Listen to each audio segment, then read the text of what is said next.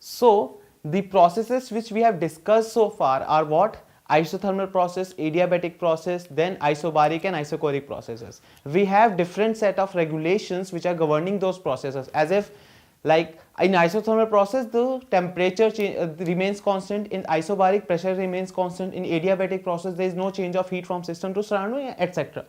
So if these set of changes are implied to a system, can system return back to its original state? Yes, it can, and that type of process will be known as cyclic process. So what is cyclic process? It is that process in which a system undergoes some set of changes and finally it comes back to its original state.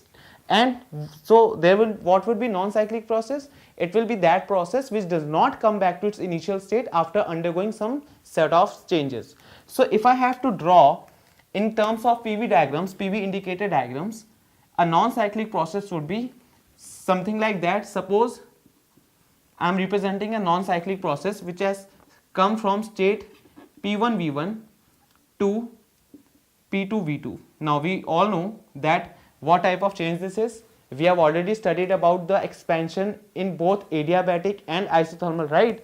So this is a case of what? Volume is increasing from V1 to V2, that means it is an expansion case.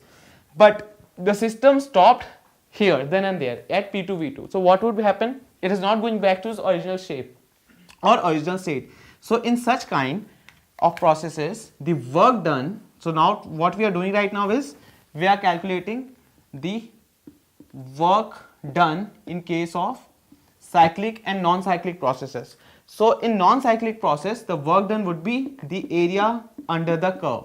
But consider another process. Now this time we are drawing a cyclic process where a system started from this point P1 V1, then it came to P2 V2, then it came to P3 V3, then P4 V4 and back to P1 V1. So these are four states: P1 V1, P2 V2, P3 V3 and P4 V4. I can also draw a simpler diagram for in this case. I can draw it like that. I am making it here. The state from here to here like this and here to here like this. Okay. So this is the state change. So similarly in this case as well, because I am going to do this same thing again in Carnot cycle, so that's why I am explaining this part. So if I have to calculate work done in a cyclic process, first of all, this part is going to get added up for the expansion. So this much part, right? And then the expansion from this to this. So this will also get added up.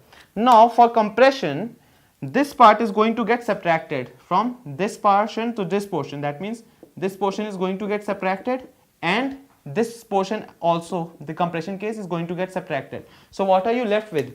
We are left with the area under the curve. So the complete area which is encircled or enveloped in the curve of a cyclic process will give us the work done in case of cyclic process, whereas in non-cyclic process the only area beneath the curve is going to give us the work done. Alright.